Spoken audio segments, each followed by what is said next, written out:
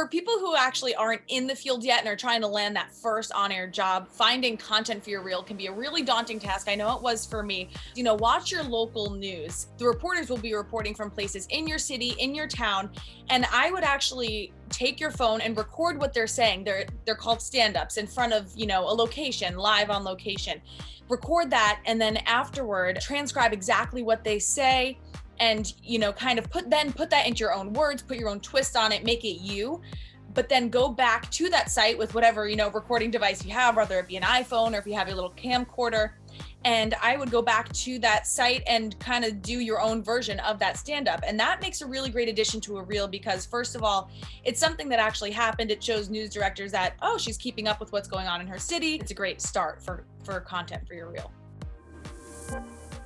If you're working at a company behind the scenes, you're a production assistant, producer, whatever you're doing, that has cameramen available to you, what I did is I went to these cameramen and said, hey, like on my time off on the weekends, could I come in and shadow you and maybe, shoot a few stand-ups and get your advice? More often than not, I found that people are so willing to help. They were in your position once. Also, gives you exposure to how reporters work, how they write scripts, how, news gathering works out in the field.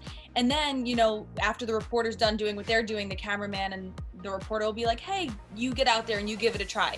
And the benefit of that is, first of all, you have the reporter and the videographer there to give you some advice, some guidance. If you have access to, professionals who are already in the field doing what you want to do, try to take advantage of that.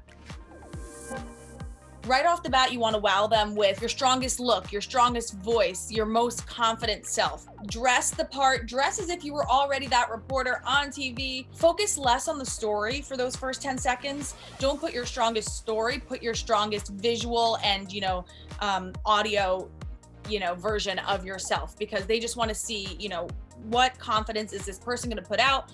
What are they going to bring to our station? And then if they like you after that, they're going to keep watching. They're like, okay, let's see how she writes. Let's see what kind of story she does. Then they'll keep watching because you already grabbed them in with, what you're showcasing here, what your voice sounds like. But in those 10 seconds, it's really, really very visual. They just want to see you. So make sure you're in focus. Make sure sound is so important. Even if you're shooting with your iPhone, invest in a microphone. They are not that expensive. And if you can't afford, the big camera, sound is always more important than video quality, because if the sound is bad, they will stop watching immediately. And if you can, any chance that you get, make it visually exciting background, because then that shows them you have the eye, first of all, and you put the effort into thinking like, oh, what would make a good background for my viewers?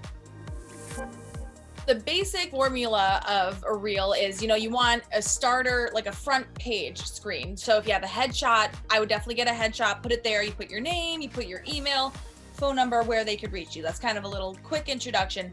And then from there, it goes into what they call, a quick montage of your stand-up. So no more than, I would say, 10 seconds each. They want fast, fast, fast. Let's see how many different places she could be. So pacing is so, so important. They also want different.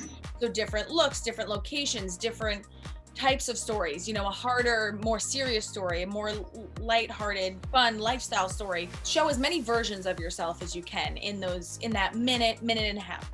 And then after those, you have what they call packages, which is a full story, with video and interviews. If you have those two of those will go at the end. And that kind of, if the news directors make it to that point, they already like you.